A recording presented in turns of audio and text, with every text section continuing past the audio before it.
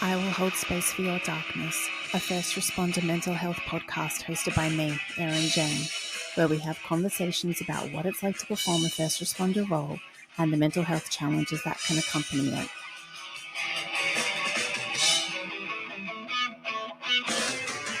Hello and welcome to another episode of I Will Hold Space for Your Darkness. I'm your host, Erin Jane, and today I am joined by Matt Pitcher.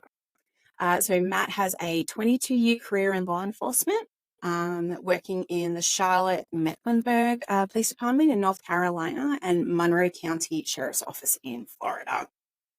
He's had extensive undercover experience at both the state and federal levels, involving drug trafficking, organised crime, and domestic terrorism, receiving the Medal of Valor for his role in one such case. He's had involvement in major crime investigations, including rape, human trafficking, and homicides, in particular one case involving a suspected serial killer. Matt medically retired from service in 2022, and he is here to share his experiences with us today. Thanks for joining us, Matt. Thank you for having me. I appreciate it. No, so do I.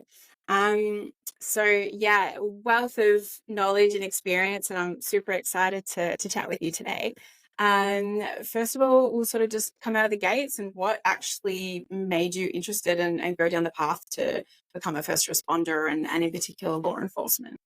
Yeah, absolutely. Well, first of all, I never believe in doing things the easy way. I don't know why that is, but so I first, like growing up and things like that, the undercover side of things always fascinated me. Now, when I was younger, of course, I the James Bond movies, that kind of thing. So I paid more attention to the CIA, that kind of thing. So, that would be so cool because I thought that's what the CIA actually did. Now, as you get older, you learn that 99% of it's paperwork, and you're like, maybe not. So I got into, I looked into that, and then I was in college, and my brother's a little bit older than me, about 3 years older, and he became a police officer in Wilmington, North Carolina. Okay. And so, he's telling me, we talk on the phone, and he'd tell the stories, and I'd be like, oh man, that's so cool. Especially when you're, early 20s and you're hearing about foot chases and all that kind of stuff. That seems like the greatest thing in the world. Also, and this is the embarrassing part, also at that time, I had started doing a little bit of acting. I had gone to a movie studio to be an extra because I heard you get paid $50 a day and you get to stand in the background and be in a movie. Well, that's just the coolest thing. So yeah, definitely, I'll do that. Who could blame me for that? Right? Does sound cool. And so I actually went to the movie studio to sign up to be this extra, and the lady's there like, well, have you ever thought about acting and done that? I'm like, well, no. And she hands me a list of 7 agents that they use, and it's like, contact them, see if anybody would want you. Might have some luck there. So I was like, what would I have to lose? So I ended up doing that, and got convinced to go out to LA. Wow. So, yeah, wow. You say that now. You're like, let me finish the story. So I did. I went out and I drove my mom's Ford green, what is it called? The station wagon version of that. I don't even think they make the car anymore. Anyway, I drove this thing all the way across the country to get out there, and obviously didn't have much money to stay anywhere, so I stayed in Compton, which was a lovely place to stay. I fit in very well. And basically, it was a little literally falling apart motel. I think family owned, but it was the one place I could afford, so I stayed there. And I had one particular night there was an earthquake, first earthquake, only earthquake I've ever been through, and I had no idea what to do. Right, not from the West Coast, no clue. So I called my brother at that point. He's like, hey, I just had an earthquake. What am I supposed to do? And I forget what his advice was, but it was not good advice. I think it was get under a table or something like that. It's not what you're supposed to do. So, guess we had an aftershock, and I felt some of the ceiling like kind of go by, like just some of the dust. So like, you know what? Maybe I should just go outside. Maybe it's safer outside. So I go outside, and there's like 5 gunshots. I was like, maybe I should go back inside. I'm gonna go back inside. Oh my So God. went through that, and I think I spent about 6 months out there, and I was like, you know what? This just isn't me. I'm hearing my brother's stories about law enforcement. I was like, Yeah. that's my calling. I should have done it already. I'm going for it. And my goal was to become an undercover. So I put it into the Charlotte-Mecklenburg Police Department, got it, went through the interview, got made fun of from the guy that interviewed me because he asked, well, where do you see yourself going in the department? And I said, well, I have 3 areas that I'm going to do. I'm going to become an undercover, be on SWAT, and I'm going to be a chaplain for the police department. And he just kind of paused for a second, gave me a weird look. All right, we have a lot of people that say the first 2. I've never had that combination of 3. Well, I was gonna say it's a three very like diverse areas to go into. Yeah, exactly. Which I wasn't allowed to do both SWAT and undercover work for obvious reasons. So I just worked my way, like went through the academy, and the way Charlotte worked was they treated kind of like the NFL. They ran, at least at that time, I think they still do, pretty strict academy, a lot of PT, some yelling, that kind of thing, and then a lot of studying book work and everything that goes into it. And basically while you're in there, you're being graded on everything. Instructors are passing words along about how you're doing, your plus, your minuses, and all that. And so when you're getting close to graduating, they hold a draft. And so all the districts, because Charlotte had, I think, 12 districts at the time. And so they all get basically a stat sheet for you. Same thing as the NFL does. Wow. So depending on what order they are in the draft, depends on where you go. And so I'd done decent in the academy.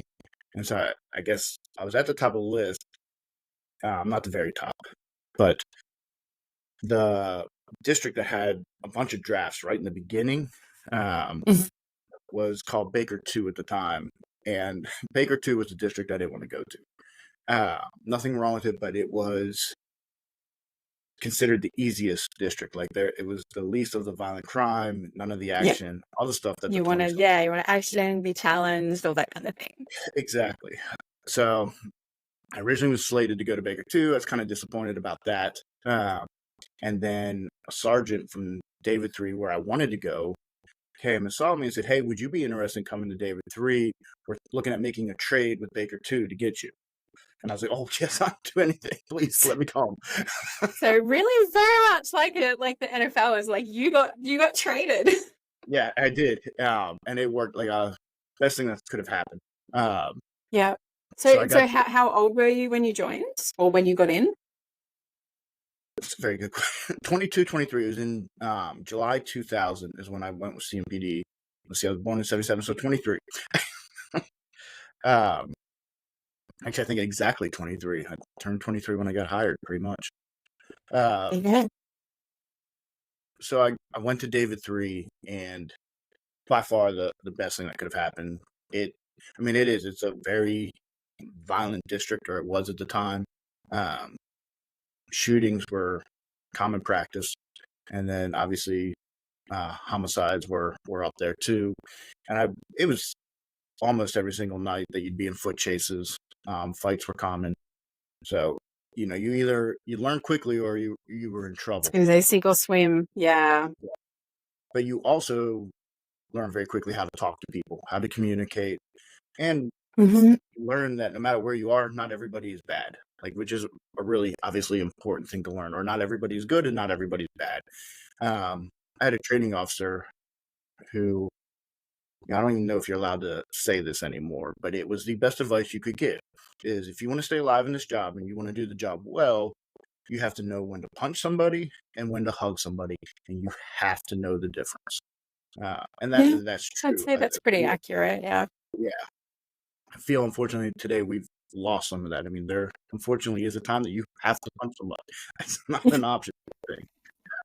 No, very much so. I think the instructors when I went through the academy, they refer to it as like verbal jujitsu. So it Yeah, was like purple you judo. had Yep. to have those skills. And like you're saying, like, know the difference. And I think the way that like I was taught was very much like, while you're talking to them and engaging in them and trying to maybe de-escalate like a situation that it has the potential to escalate, like you're also then watching their body language. Do they have that 1,000-yard stare? Are they, doing that thing that they're gripping their hands in and out, which like shows that they're kind of getting ready to do something? Like you've got to have that overall intake of information and data that's being presented. So if you are talking and it doesn't work, well, sometimes you do have to go hands on, but it's just Yeah. part of the job.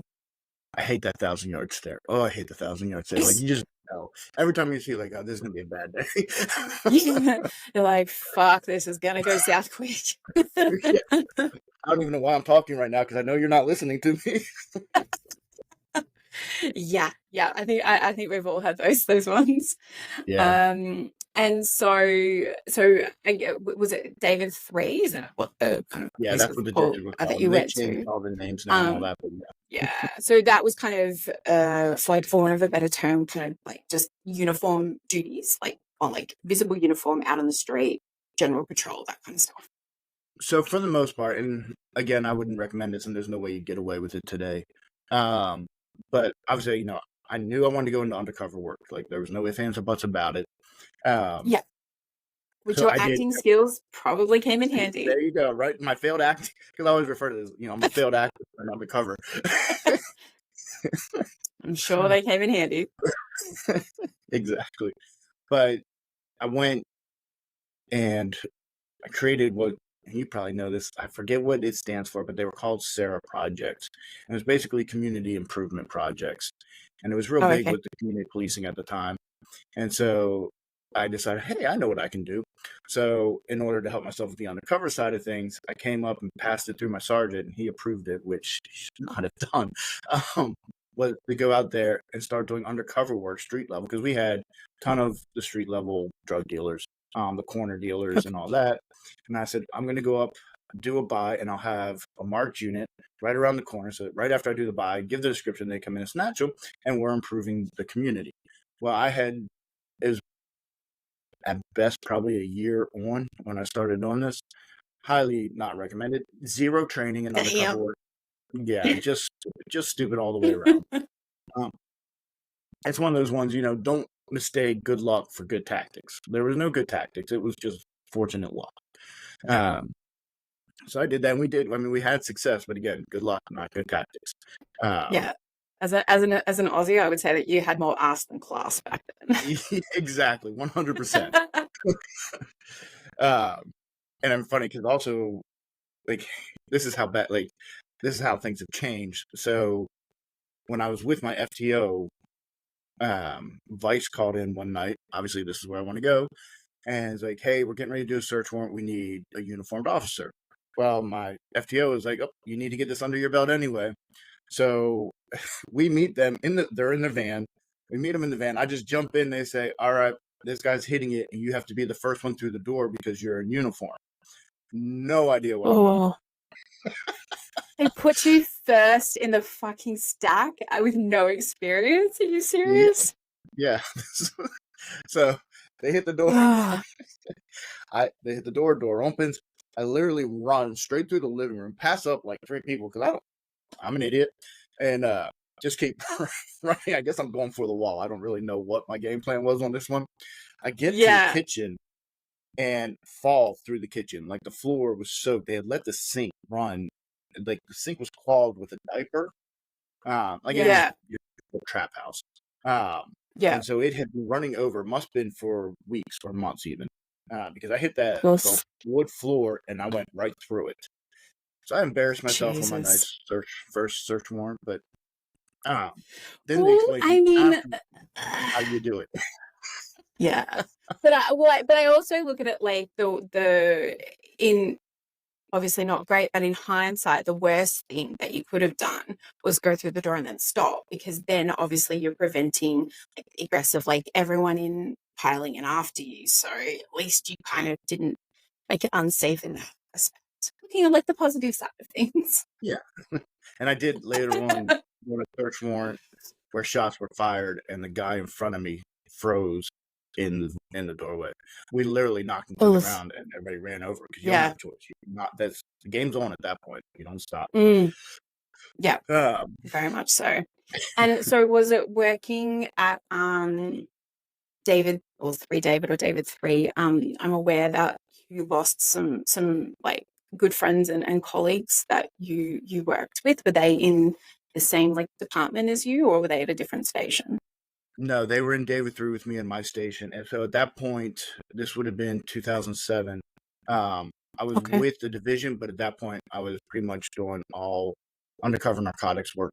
But I Okay. wasn't assigned to vice narcotics. I was still the street crimes unit for that district. Mm-hmm. And yeah, they were two great officers, Jeff Shelton and Sean Clark. And Mm-hmm. it was the night before they were murdered, executed by a coward. I had actually talked to Sean. Sean's like, "Hey, any chance I could do a ride along with you and start to learn how to do undercover work?" I mean, just the greatest guy in the world. And I was so excited. I was like, "Yes, he'd be real good at it. Perfect, Yeah. good tactics, everything." And then that next night, so we had a football game that day. It's the Charlotte Cobras, and it's a nonprofit. There's a league called the NPSFL, which is the National Public Safety Football League. Basically, you have to be a firefighter, paramedic, or law enforcement with a badge in order to play. Yeah. And it's a great league. I mean, I got to play LA, New York, and all that. But we had the football game that day, and I was getting ready to go to sleep that night, and the call came in. A friend of mine called, and she was basically 2 were shot. I was like, "Well, what kind of condition?" And she's like, "I don't think it's good." So I literally jumped out of bed, grabbed my gun and radio, and out the door, and called on the way. Do I go to the scene or do I go to the hospital? And ended up going to the hospital. And like that night was one of the most just awful nights. So they kept them alive. Like the shooting happened. I don't remember the exact time. And I could be wrong. I'm gonna say around 10:30 p.m. Great. March 31st. And they got them to the hospital. They kept them alive until their wives and family could show up to say goodbye. There was nothing that could be done to save them. So they had gotten out with the guy earlier in the night, and he was definitely up to no good, but they didn't have anything. Let him go. And then they got called back to the area, totally unrelated, about 30 minutes later, 45 minutes later, for a domestic call. And they handled the domestic call.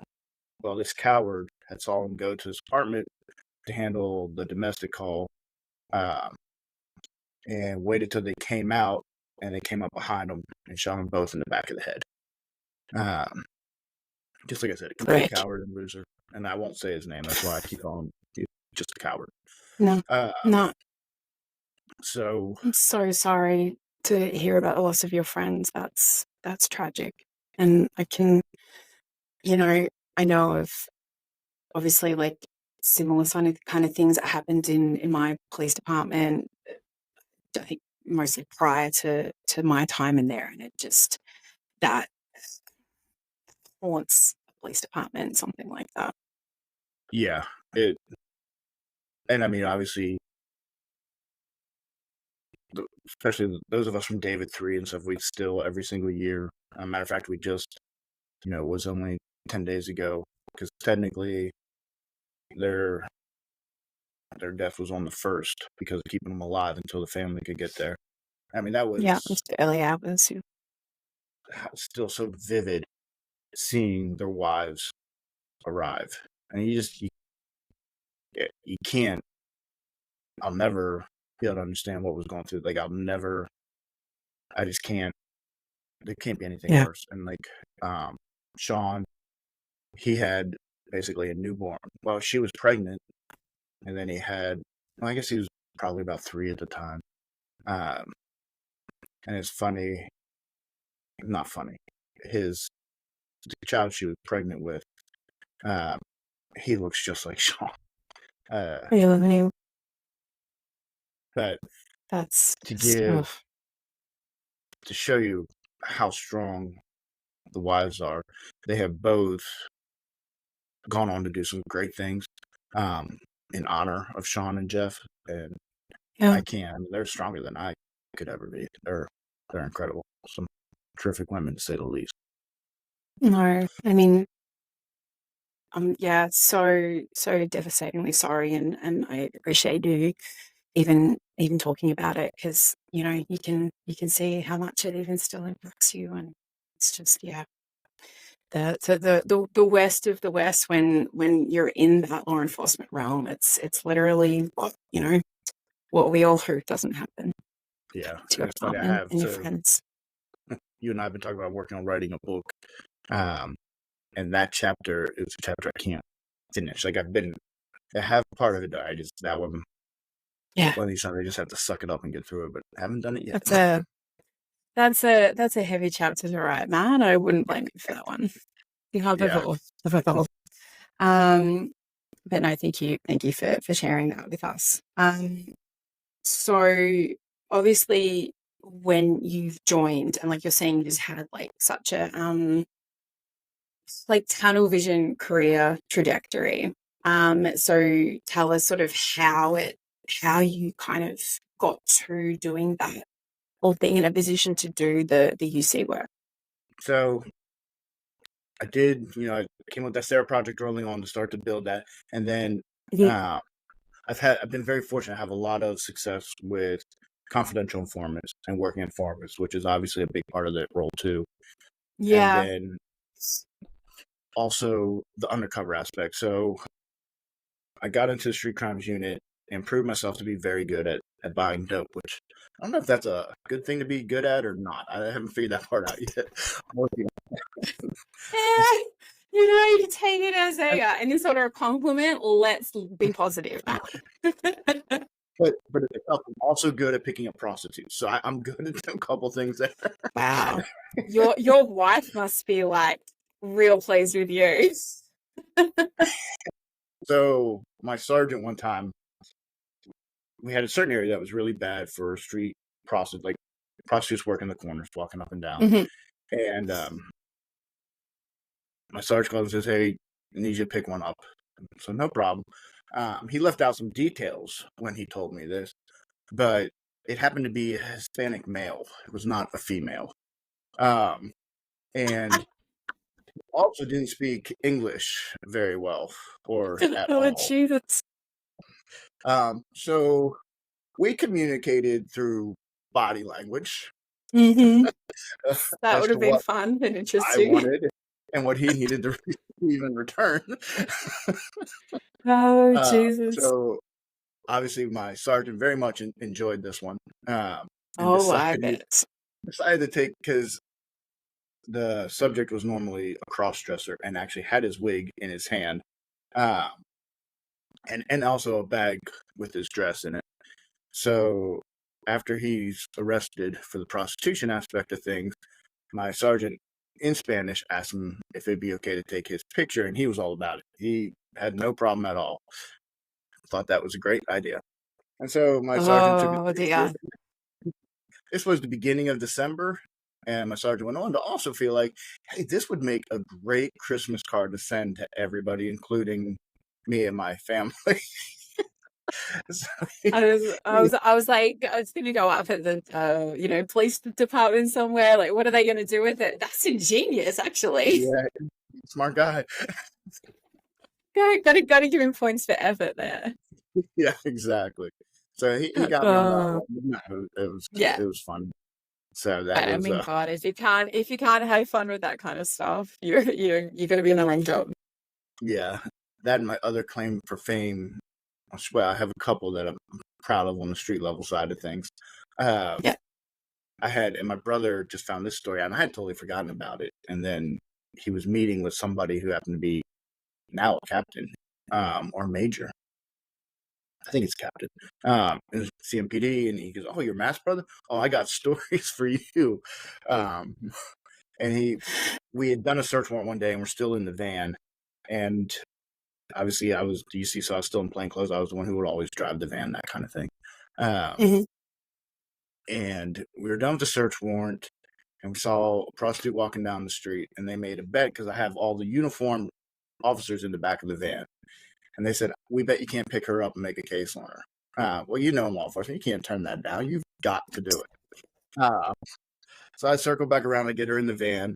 And keep in mind, the only thing that covers from the back is like a cloth thing, right? That is Yep. the only thing. And of course, they decided that there was no reason for them to be quiet. So they're making all kinds of noise back there while I'm sitting there trying to make a case on her. She finally opens up the curtain and looks back there and then turns around and shuts the curtain right away and has, that big stare. And she's like, there's people back there. Like, it's fine. It's just some people that work for me. You have nothing to worry about. Still make the case. That's proud of That's that. impressive. Exactly. I would be too. Too bad. Oh my goodness. Your book's gonna be stellar if you add all of these things in. It's gonna be great. Good read. I'll happily flog it for you. Thanks. So we're talking about you getting into the UC work. Yeah, so all of that kind of was prepping me. So when I put in for vice and narcotics, I had a decent resume to go with it. I bought numerous drugs. I have numerous confidential informants already. So it made that. So just basically anyone that goes to vice and narcotics, is that like part of the like purview of that department that they do UC work? So not necessarily. You'll have some that go in that have never done UC work. You'll have people in the federal level that'll go into undercover work having basically never done any undercover work. But being able to say that I had done a lot would put me at the top of the list, basically. Okay. Yeah, that makes sense. So, I mean, when you go to put in for narcotics, you turn in a resume. I believe there was a written test, and then you have an interview. I'm trying to remember if I had to meet with. I can't remember for sure, but I think I may have had to meet with the psychologist too to get into vice and narcotics. But I'm not positive on that one. So was there any kind of like training like before you entered into that kind of higher level UC work? Was there any training, or like you're saying, like addressing like the psychological aspects of being like so deceitful on purpose? The psychological aspect, no. I guess they skip over that part. Yes. I went through the key part. Once you're selected and they say, yeah, you're coming, then you basically, it's pretty much starting law enforcement all over again. You're with an FTO then for 3 months. Okay. At least 3 months. And you also have tests that you have to do and all this different stuff and prove that you're going to be able to do it. Because, I mean, there's two aspects. You have to know the law. Like, that's vice and narcotics are the black sheep of every department. And I get it. Obviously, usually don't look very good. And you're the ones out there buying drugs and picking up prostitutes. So it kind of gives you a bad rep. But I've always, again, I will argue this with anybody. If you want to talk about the officers that know or the detectives that know the law better than everybody else, it's going to be the vice and narcotics guys. I mean, we write more search warrants than anybody else. And you're always walking that line. So you have to know law. I mean, you can't break it. You got to know what you can and cannot do. Yeah. So that's why there is a lot of studying that you have to do before you're going to be cut loose to go on your own.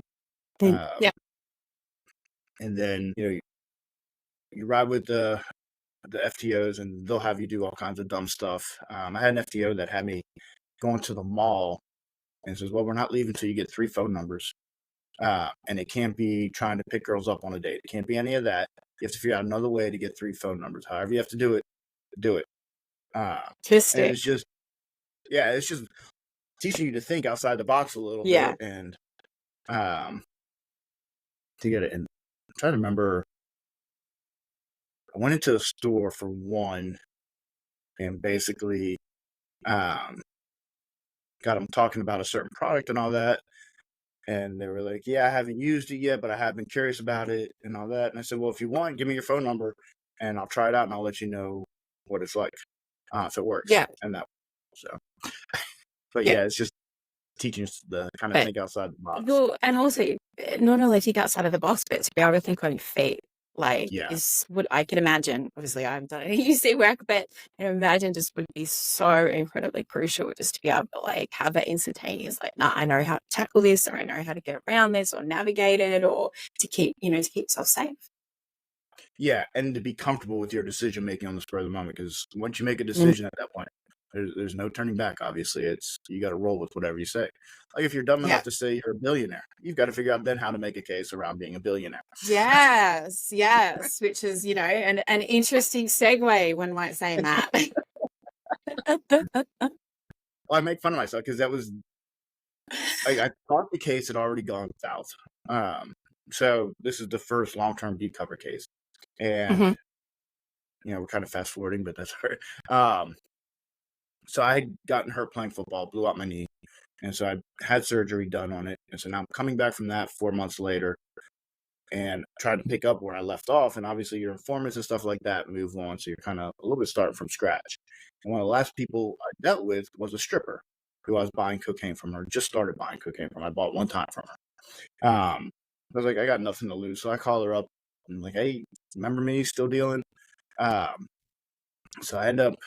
She's like, yeah, buy another 8 ball of cocaine, which is just 3 grams. It's nothing outstanding. But I knew who her supplier was, and I really wanted to get to him. So I do the buy from her, and when you're doing this, you're trying to figure out to get to the next level. Yeah, I'll say it. You got to up the amounts, right? You can't stay at that amount and think that you're ever Yeah, going to get the supplier involved. yeah, massively. Yeah. Yeah. So I tell her, listen, this is pretty much just a trial. I got to give it to my sister. I don't know if I said that on that one, but basically, this is a trial amount. I'll get back to you, and I might be interested in a lot more. And she's just like the whole drug deal was so off from anything I'd ever done. Like normally drug deals are very high stress. Everybody's got everybody's thinking Skin the in other the one's game. Yeah. criminal. Everybody's scared to death the entire time. She pulls up in her car. She has me do the deal less than 100 yards from where she lives in this condo. I'm in the nicest section of Charlotte doing this deal. There's a section called Mm. Valentine, and it's super, super nice. So I'm already kind of caught off guard a little bit. And so she pulls up and she's like, hey, get in my car. So I get in her car to do the deal. And she has it stuffed in a cigarette pack, pulls it out, hands me the cocaine, and then continues to start to talk and not drug talk, just talk. Just general Yeah. conversation. What is this? This is not how this goes. She's telling me that, I'm in school right now. I'm hoping to become a nurse, blah, blah, blah. I'm like, this is not, like, I feel like I need to teach her how to do drug work because obviously she's not very good at it. It's called building rapport, Matt. So we finish it, and I call her. I don't remember if it was the day. I think it was the same day. I was like, "Hey, stuff is good. I liked it. Let's get together and talk about me buying a whole bunch more." And Mhm. so she's great. Has me come back to the same area at a really nice restaurant there, and so we call these, at least in my department, we call these yaks. And that's when it's basically going to have a conversation about buying more dope. Pretty common. Eases everybody's tension. Like I've done them 100 times. Plus, you get a free meal on the city's dime. So that's always nice. Normally, it's not at this nice of a place. It's something like Hooters or something like that. Yeah. But They might be questioning that receipt when it's brought up. yeah, exactly. So I get there and obviously have my close cover team in the parking lot around. So everything is good and I'm safe and all that. I got my little phone there, and these are the old flip phones. So I'm sitting there, and she pulls up in her vehicle and gets out, and she is wearing a very nice white dress. I'm like, well, this is odd. This is not a normal Yeah. outfit. This isn't a normal restaurant you go to. Sounds like a date.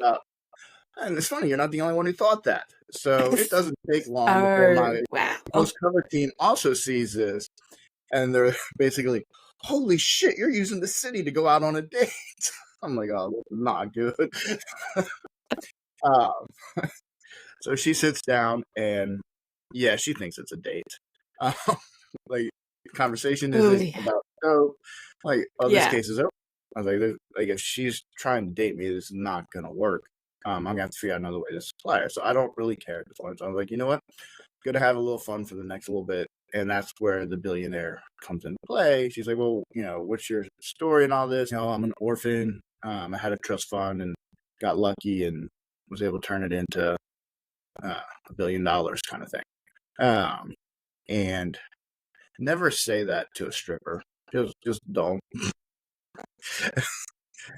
Not all, but a lot of strippers have a tendency to really, really like money. The same dollar signs, yeah. Well, I think that the professional term is you were pulling shit out of your ass. Yeah, big time. Yeah. I just didn't care at this point.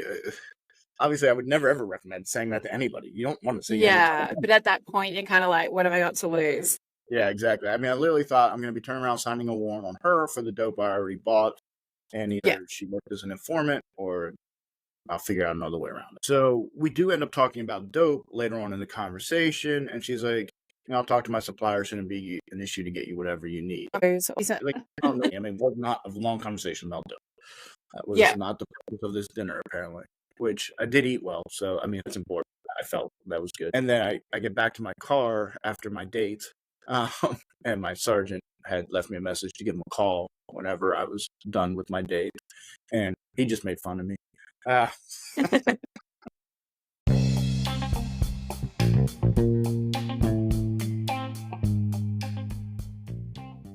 Hey guys, Erin Jane here. Just wanted to jump on quickly and let you know that this episode, which is technically part 1 of my conversation with Matt Pitcher, just to ensure the best audio quality, I had to split each part into 2 separate parts. So technically there is 2 parts to part 1 and 2 parts to part 2. So if you just follow on to the next podcast, you'll be able to catch the second half of part 1 of my conversation with Matt. And I know that probably doesn't make a lot of sense, but if you've been listening for a while now, I like to keep it interesting. All right, guys, happy listening. Cheers.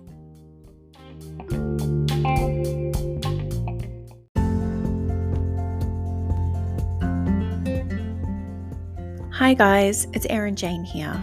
Firstly, thank you for listening to I Will Hold Space for Your Darkness. This podcast really is for you, the listener, and I hope you're finding as much value in listening to these conversations as I am in having them.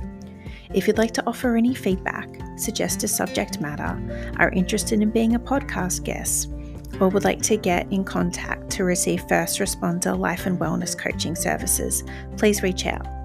You can find me on Instagram at Erin Jane Coaching or my website, www.erinjanecoaching.com. I look forward to hearing from you, and I'm so grateful to have you as part of this darkness community. Cheers.